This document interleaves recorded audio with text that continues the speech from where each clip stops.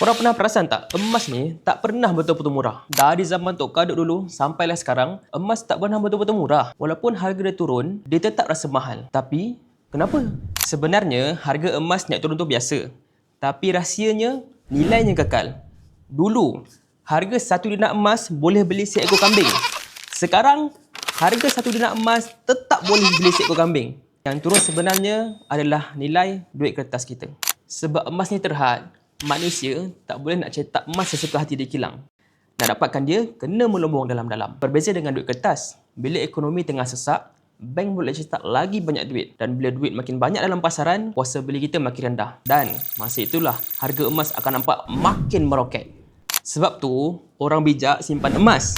Bukan sekadar beli untuk melawar, tapi sebagai pelindung kekayaan. Emas adalah duit yang sebenar, yang takkan jadi kosong nilainya walau apa pun yang terjadi pada ekonomi. Kalau korang sukakan video pasal emas, boleh tekan follow di bio sekarang.